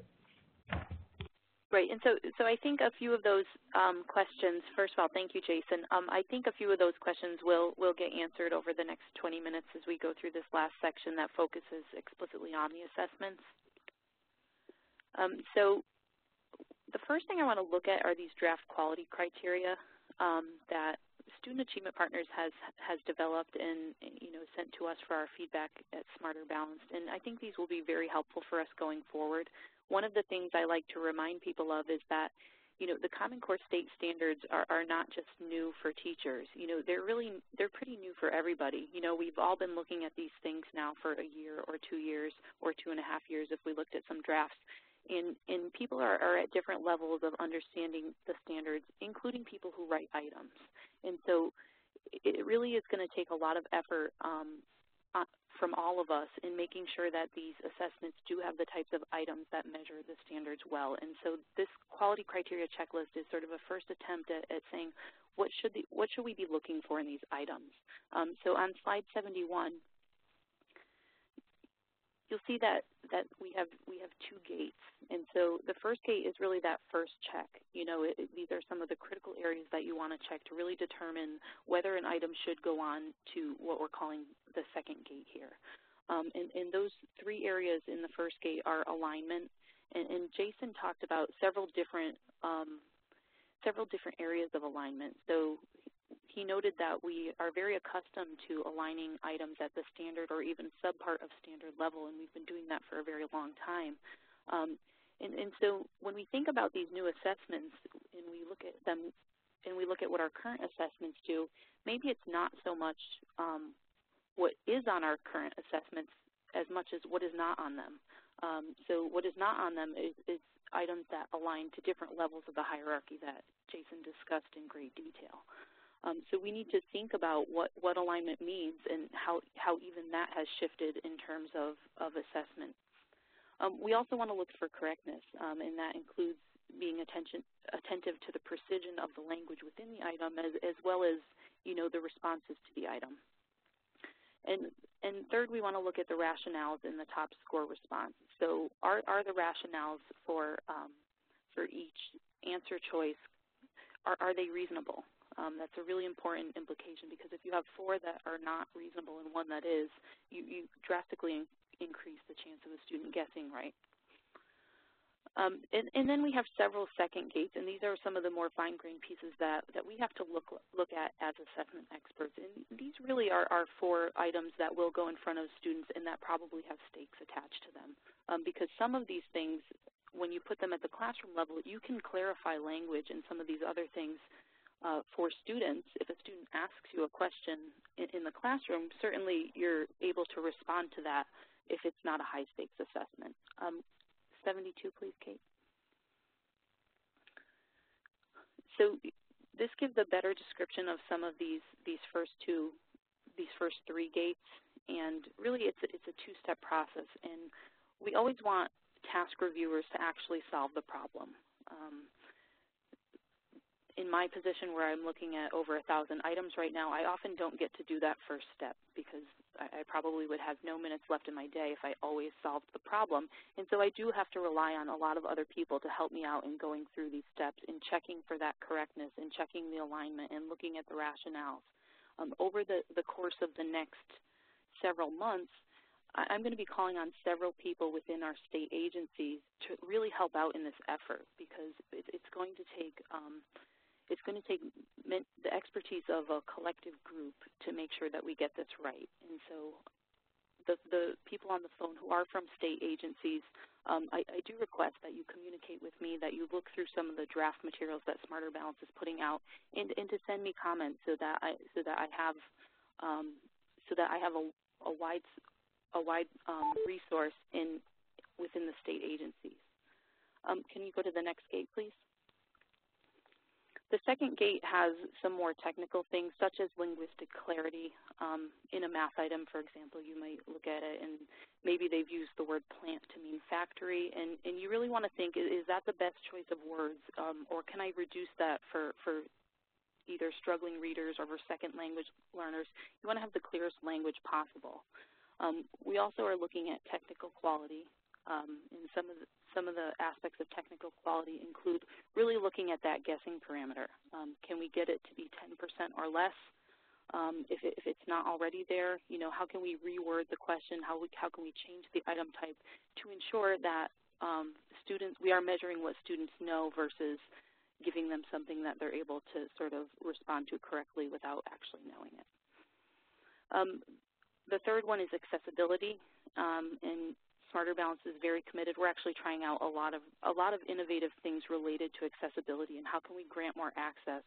We're looking at different ways to translate items, whether it be full translation or glossaries that pop up as available for certain words. We're doing a lot of work in our cognitive labs to really look at what are some other ways that we can grant access to our items to make sure that we are measuring the mathematics and not some unintended other construct.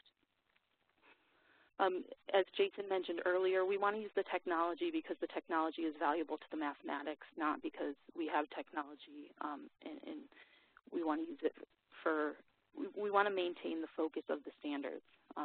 So he gave some pretty clear examples of how you could very quickly run away from what the focus of the standards is just because you have some cool geometry items that use the technology in the early grades. So we are trying a couple of innovative things also with the technology, and some of the newer, more innovative things that we're testing out as a consortium will be available in the coming months for the public to view. Next slide, please. When we look at the complexity of an item, we want to make sure that it's complex for a reason. The complexity isn't there unnecessarily. And we want high-quality context. You know, that first cartoon that I showed where, you know, it says nobody in their right mind buys 60 cantaloupes unless you're part of a math problem.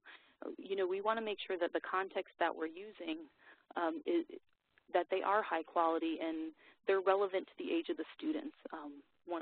I have an example coming up, I think, for grade 3 where a third grader's reality is very different from a high schooler's, and we give them a lot of problems about tiling floors when maybe the relevance to that particular grade would be better used on things that are slightly more imaginary or creative. And finally, the rubrics. So we do want to be attentive to our rubrics and make sure that we're measuring that the rubrics are attentive to the mathematics as well and what the claims actually call for. So we always want to remind ourselves that there is this higher level and smarter balance of the claim. And so the rubrics need to be collecting evidence for the correct claim and for the correct assessment target. And you can respond to that by scoring items.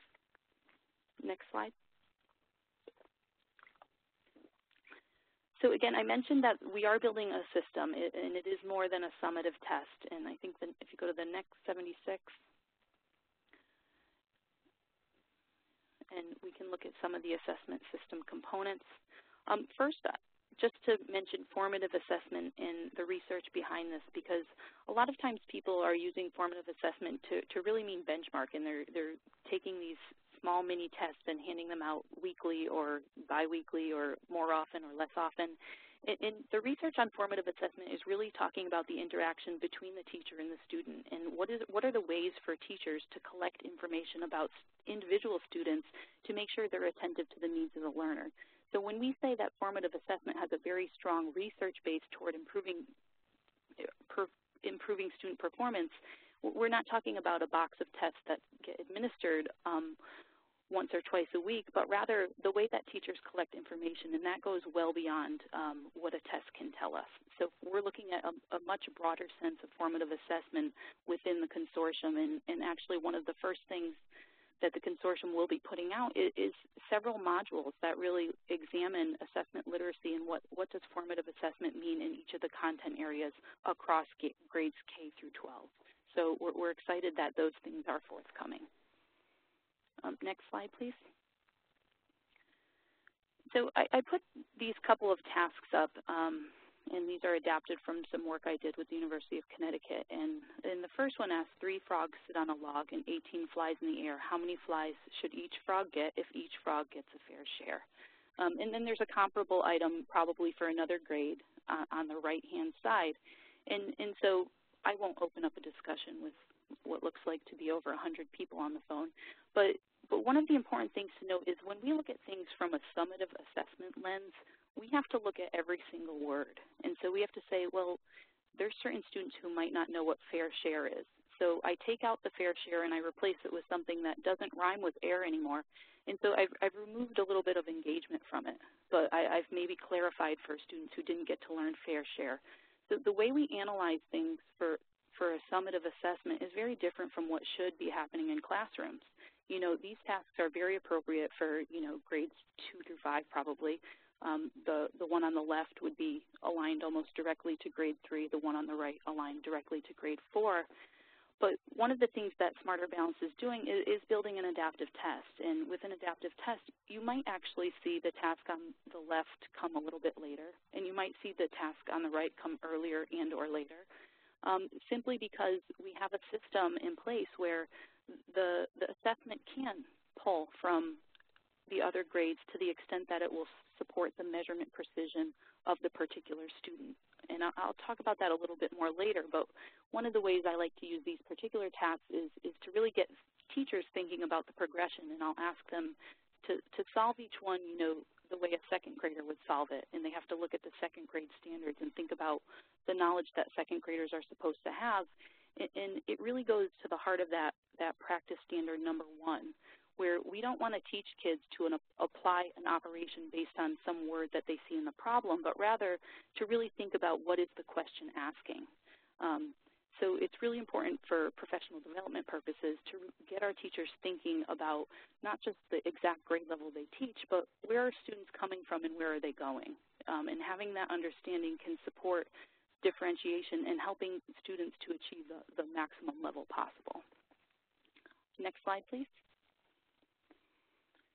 So one of the first things the consortium did, and Jason's referenced these in pretty good detail already, is to create content specifications. And this was really a way of saying, we have this set of standards. Now, what are the things that we want to say about students based on what the standards say? So the content specifications gave us a bridge between the standards and what we want the assessments to be able to tell us about kids. And so the claims that Jason was referencing in his part of the presentation really get to the heart of what it is that we want to be able to say about students across grades.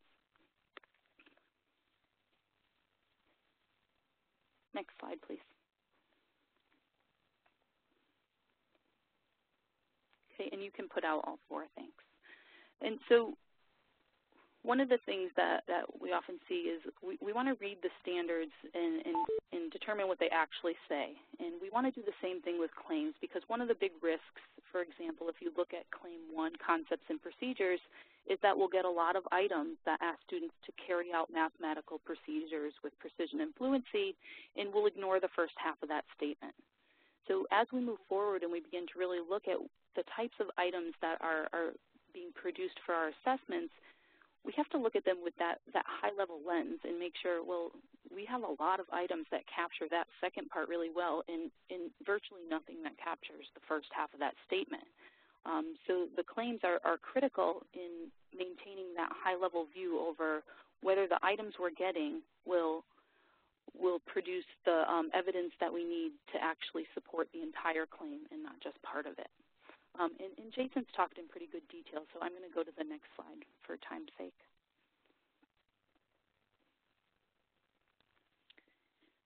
So there was a question that came up about assessing fluency, and so one of the things I wanted to bring up in terms of fluency and also in terms of the assessments in general is that, you know, the standards, as Jason noted, really have a very clean progression across grades. You know, what students understand in grade 1 about the meaning of the equal sign, that particular understanding has to carry over to the next grade. And in fact, that particular understanding has to carry all the way through high school algebra, because we find right now that we have a lot of students who will get to high school algebra and they've been so trained that an equal sign is a place to put an answer that they don't have the fluency necessary to do some of the algebraic manipulations related to that.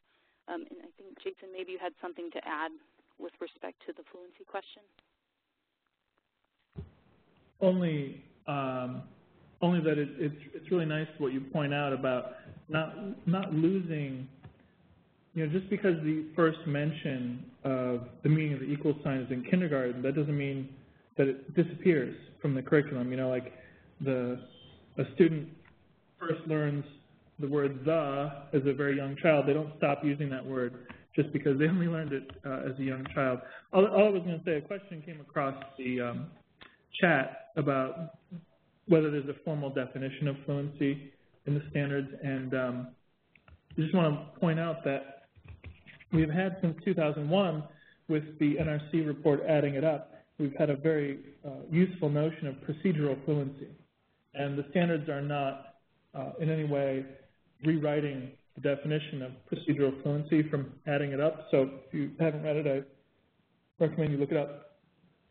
But when we talk about fluency in the standards, we're just talking about those particular standards that use the word fluently. And in those standards, the word fluently means accurately and reasonably fast.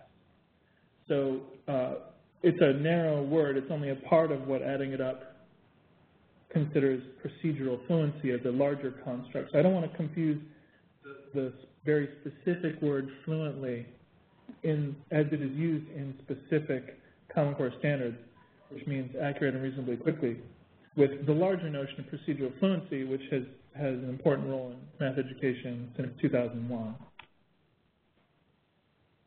Thank you, Jason. That's a good clarification. Next slide, please, Kate.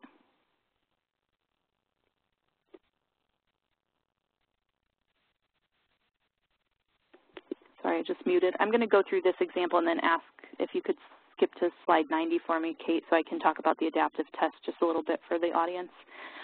So this particular item points out that students do pretty well right now understanding fractions as pictures, and we often assess them in that way. When I put this item in front of a student, I found that the student looked at the 3/5 and measured out an equal distance and measured out another equal distance and then marked 1. So students are using things that they're trained to do. They're trained to operate a certain way, and they're trained to operate in a way that sort of reflects what has been on our assessments for a very long time. So if we want to actually get students to understand that 3/5 is not just a picture of a pizza cut into 5 slices with 3 shaded, we need to get them to understand that it's actually a number, and it's a number that exists between 0 and 1, and on one side of, on the other side of 1/2, closer to 1/2 than 1.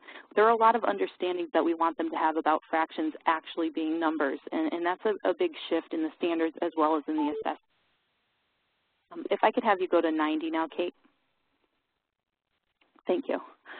So I just want to give a little bit of background on the computer adaptive testing, because it seems like that is a major change. Somebody asked, what is the difference between the two consortia? And this is one of the major differences, that Smarter Balanced is committed to using a computer adaptive test, which will basically adapt to the level of the examinee. So if a student takes an adaptive test and answers an item correctly, the test questions will gradually get more difficult until he or she answers one wrong, in which case it will go the other way and give them an easier item. What happens with computer adaptive testing is that you can very quickly narrow in on a student's ability level, because it will go back and forth as needed to provide the right level of question. What you end up with is a much more precise measure, and I think there's a good picture of this on the next slide. Okay, so you can see that a student will come into an exam and get a first question, and very quickly the computer will go up and down as they get them right and wrong, and it narrows in much more quickly than we could ever do on a fixed form test. What it also does is gives us a much higher level of precision at the ends. So our current assessments do a really poor job of measuring students at the top of the achievement continuum and also at the bottom. And part of the reason for that is that states will typically throw away items that are deemed too difficult or too easy, whereas in an adaptive test you keep all of those items because they can help you differentiate the ability of those students on the ends of the continuum. So we end up with a much more precise measure of what an individual student knows and can do, and that also supports a better growth model. And so if you have a more precise measure, it can actually give you a better growth model across grades, because you know that the measurement you got from the prior year is more accurate than you might obtain from a fixed form test where you've lost all of your hardest and easiest items. Next slide, please. Okay, and just to show you what this looks like, there have been questions about, you know, what if a student has mastered a standard? And it's pretty important to see that even within some of the standards, there's a lot of room in terms of varying both the difficulty and the complexity of an item. This particular item is actually listed at 3 different levels, gradually getting harder with each one, and simple changes in an item can actually alter the difficulty either slightly, which is important, or a lot, which is also important. So we do need items across all levels of the continuum if we want to precisely measure different students. But an adaptive test also has the ability to sort of pull from another grade. And so if we found out that, you know, a student is not successful on anything, any of these 3 items, we might have to see, well, where is this content coming from? Okay, can we get the test to adapt in such a way that we can pull from somewhere else, that we can pull from the prior grade and have it still sort of be measuring the same thing at the prior level in the standards. So this would go map directly back to 5MD 5A, which would really talk about volume and stacking cubes with respect to whole numbers. Next slide, please. Okay, and I'll just conclude with mentioning the performance tasks because if you weren't here very early on in the webinar, we mentioned that this is going to be a two-part webinar. So we do intend to bring people back together and have a second deep dive into some other topics related to the assessments and the standards. We're hoping to do that, I think, around 6 weeks from now. So hopefully you've had a chance to enter your email into the system when you came in so that we'll have that on file. But let me just conclude by talking about the performance tasks. Linda Darling-Hammond, who's one of our senior research advisors for the consortium and a well-known figure in education in general, has done a lot of research in this area and has found that in many high-achieving countries, the use of performance has been found to increase the intellectual challenge of classrooms and support higher quality teaching. So this consortium really was formed from a group who really wanted adaptive testing and another group that really wanted to use performance tasks as part of instruction as well as assessment. So we do have a system in that way to support more complex learning. Can you bring up the other half of that, please, Kate?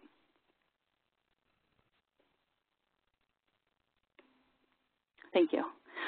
So just to finish off, these performance tests, again, they won't look exactly the same on the summative assessment as what's possible in the classroom. As a high school teacher, I brought my kids down to a gym and had them develop the formula for the perfect free throw shot. You know, they had to analyze what variables do I need. They had to think about, you know, what the independent and dependent variables are. How am I going to measure these things? Okay, we're not going to be able to do that on a summative assessment, but we do want to reflect some of the thinking that would go into some of those larger tasks as we develop these for the summative assessment. And if you could go to the last slide, please, Kate. Okay, so as I said, we will do a follow-up webinar and do a deeper dive into some of the other areas of the assessment, as well as looking at hopefully some sample items that are available from different sources. Much more information can be found on the Smarter Balanced website, including some very nice one-page documents that outline the system if you want more information on the Smarter Balanced system, as well as a one-page document on the adaptive test if you want to know more about adaptive testing. My contact information is here. So if you have any follow-up questions from today, then certainly you can feel free to contact me. I am a resource, particularly for our state agency people who are working with districts. I certainly welcome you to send any questions that you have so I can help to get the answers to them.